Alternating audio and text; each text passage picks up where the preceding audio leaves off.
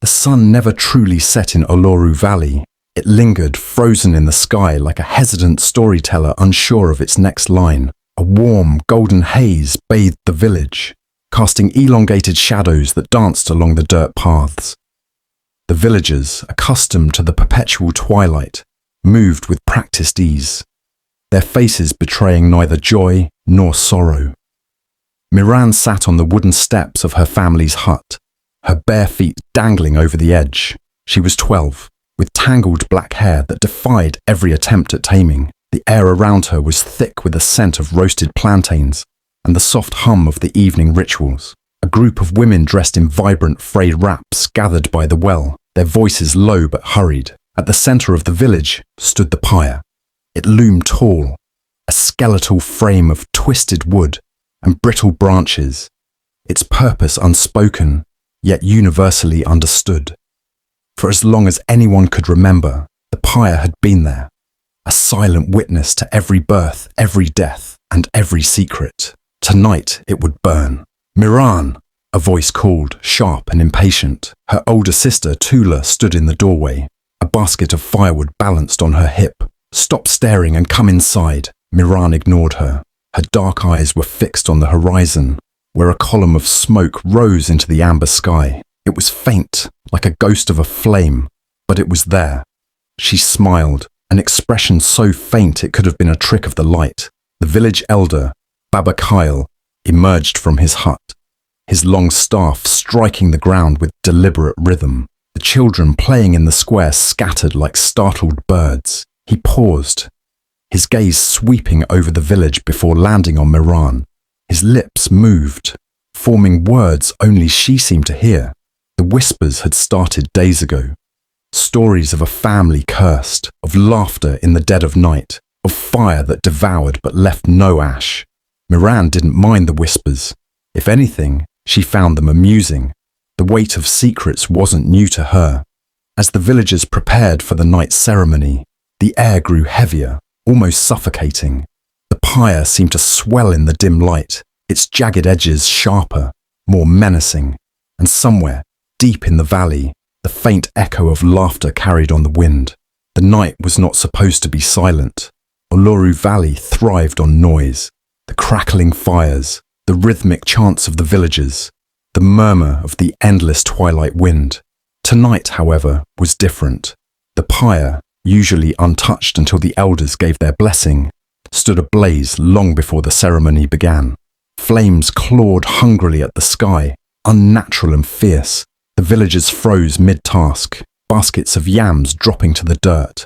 Children pulled back from their games.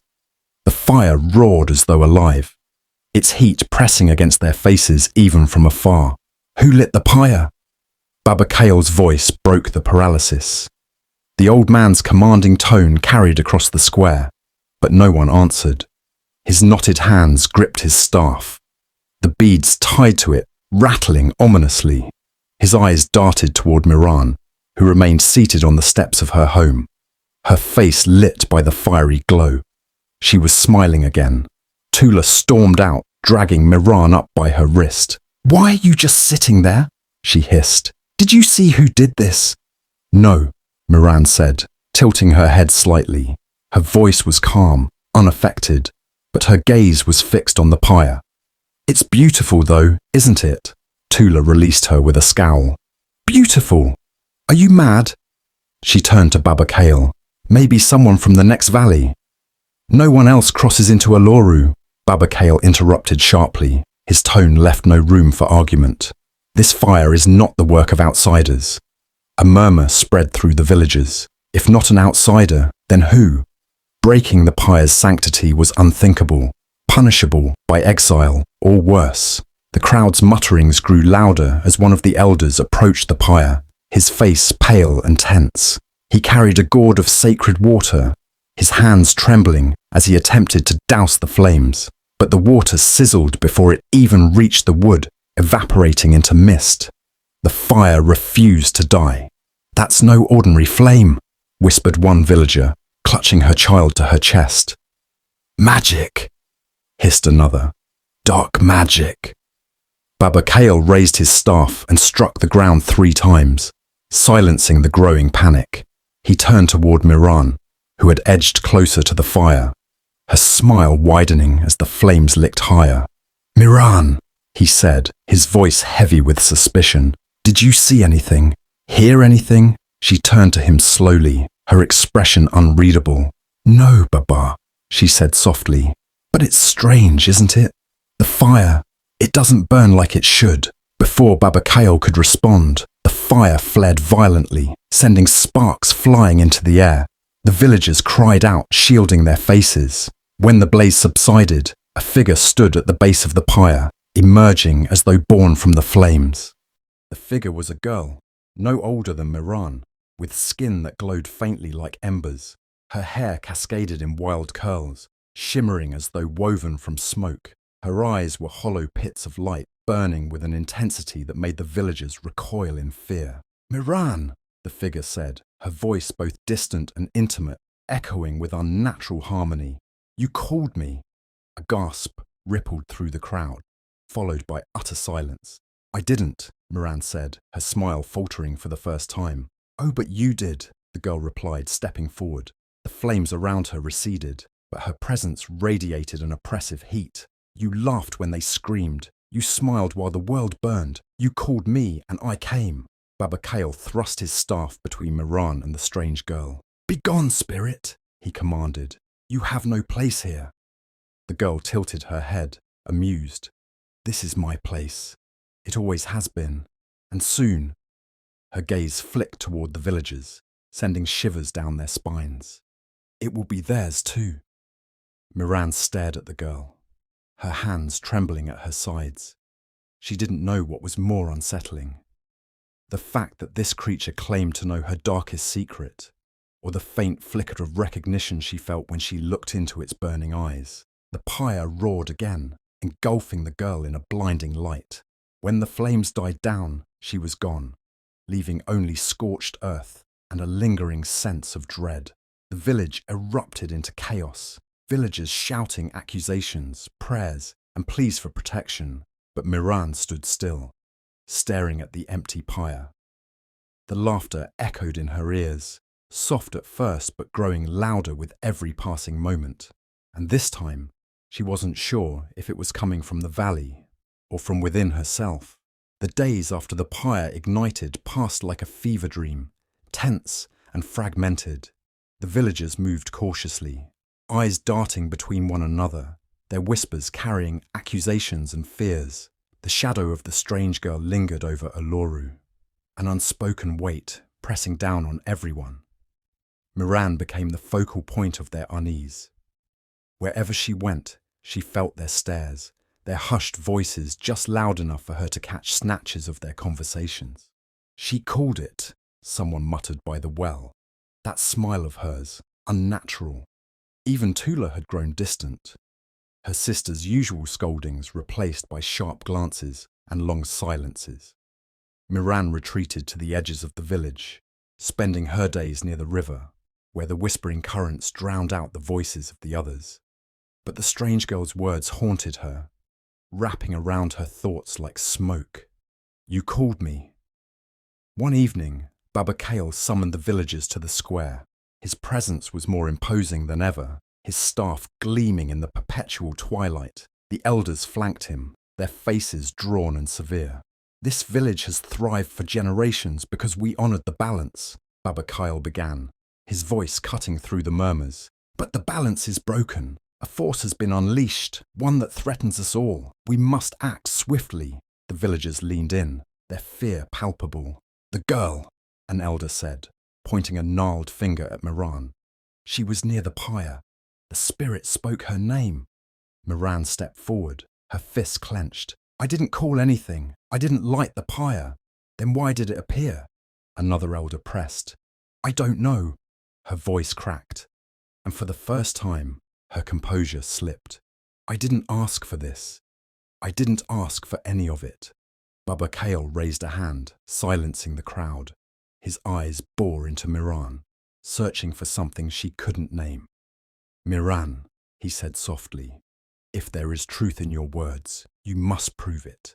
The spirit said you smiled as the world burned." What did it mean? She froze, her mind racing.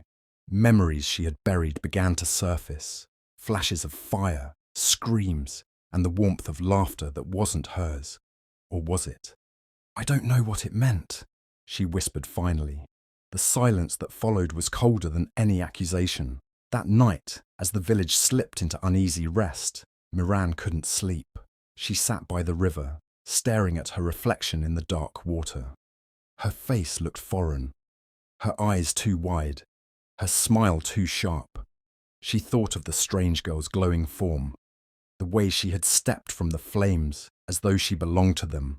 A rustling in the bushes pulled her from her thoughts. She turned, heart pounding, and saw Tula standing there, her face pale in the dim light. I followed you, Tula admitted, stepping closer. You've been acting strange. I had to know. Know what? Miran asked, her voice trembling. If it's true, what they're saying about you. Miran felt a surge of anger.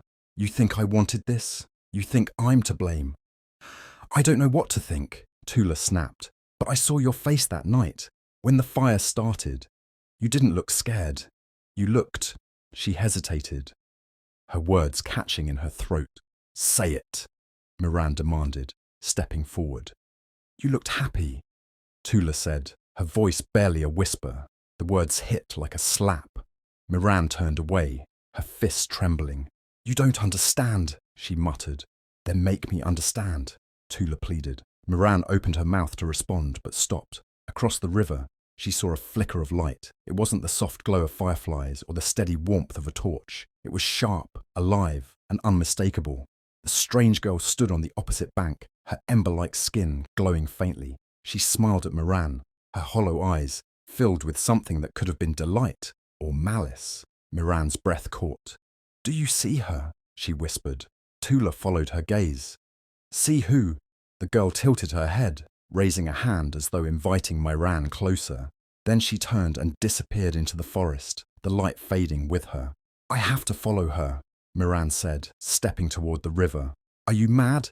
Tula grabbed her arm. If I don't, she'll keep coming back. She wants something from me. I need to know what.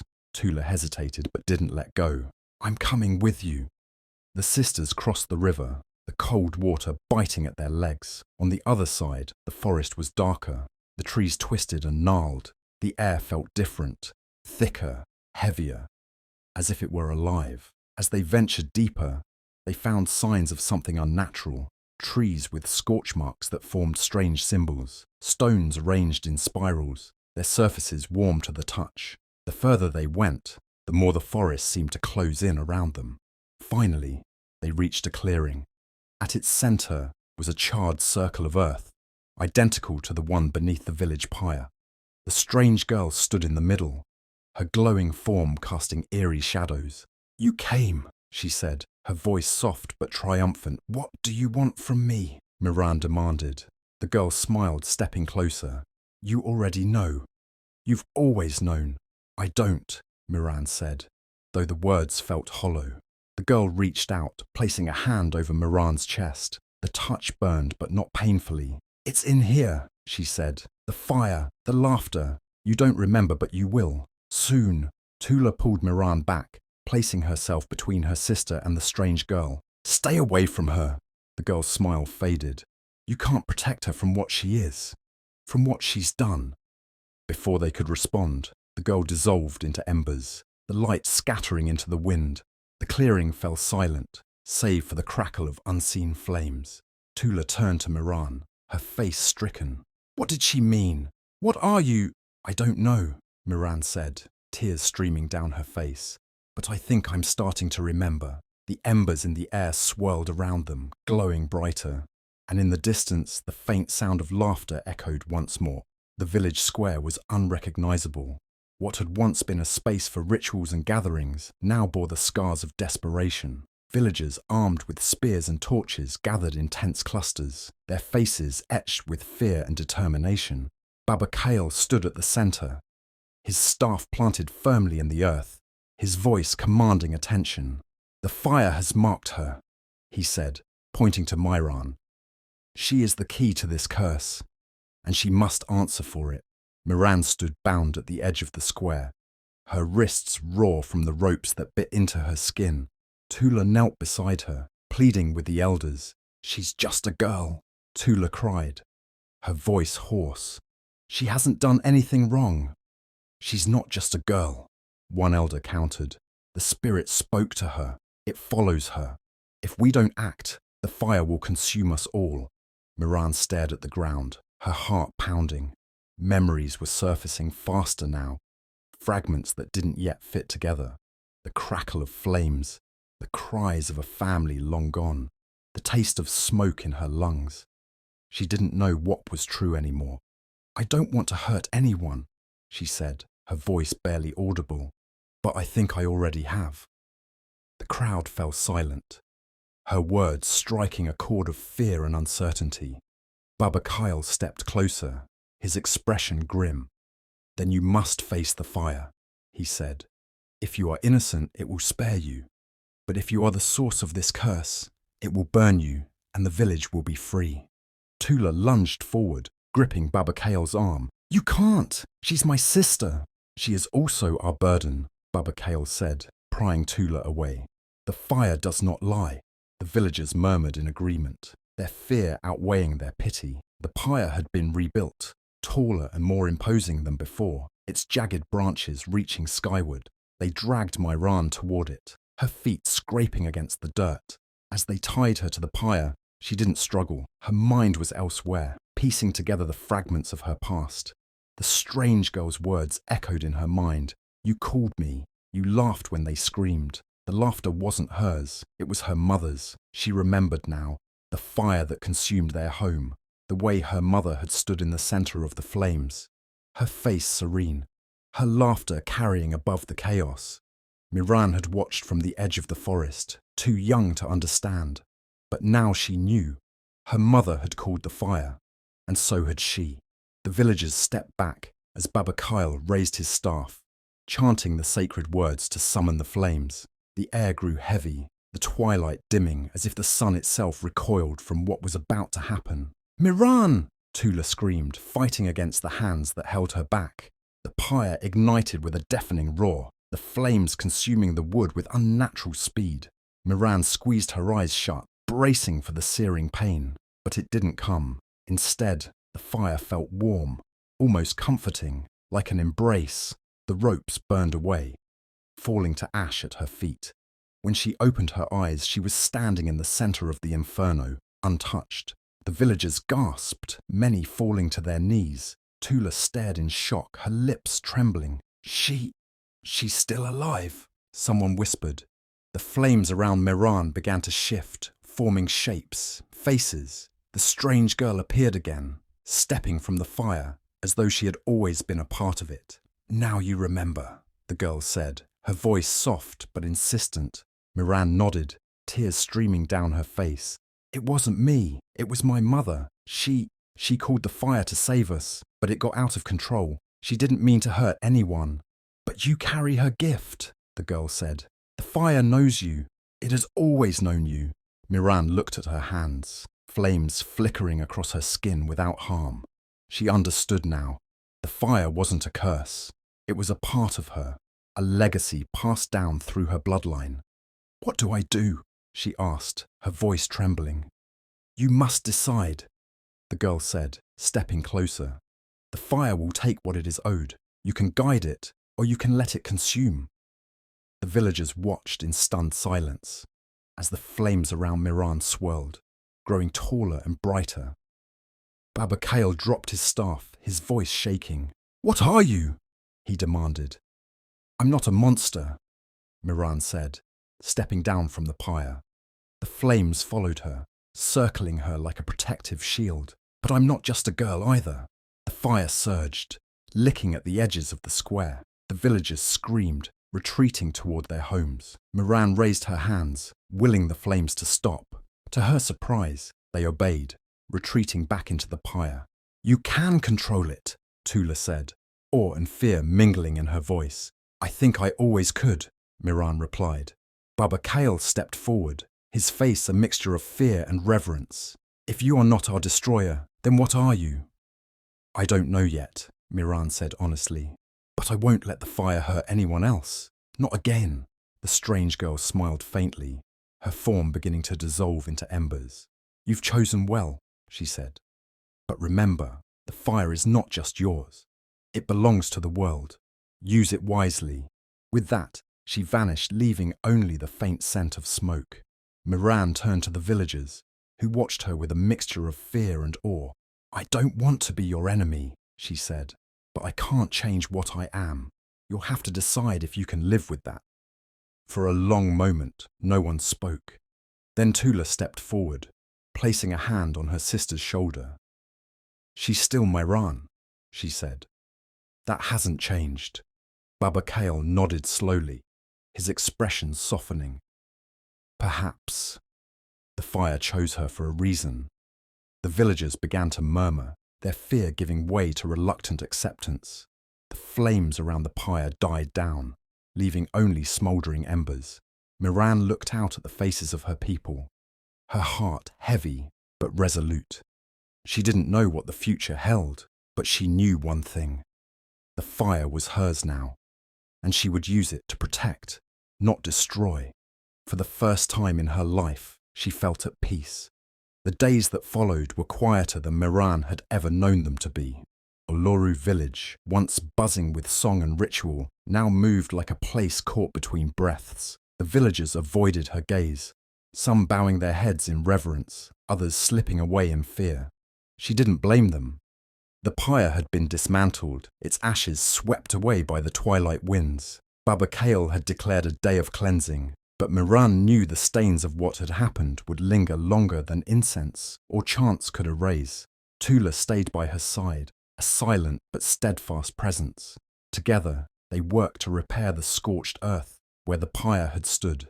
The act felt futile, but Miran kept at it, her fingers digging into the soil, as if she could bury the memories beneath it. You don't have to do this, Tula said one afternoon, her voice soft. Yes, I do, Miran replied, wiping dirt from her hands. I need to show them I'm still one of them, that I'm not something else. Tula crouched beside her, placing a hand on her arm. You saved them, Miran. They'll see that eventually, but you can't force them to forget what they feared. Miran looked up at her sister, her eyes weary. And what if they're right to fear me? Tula hesitated, then squeezed her arm.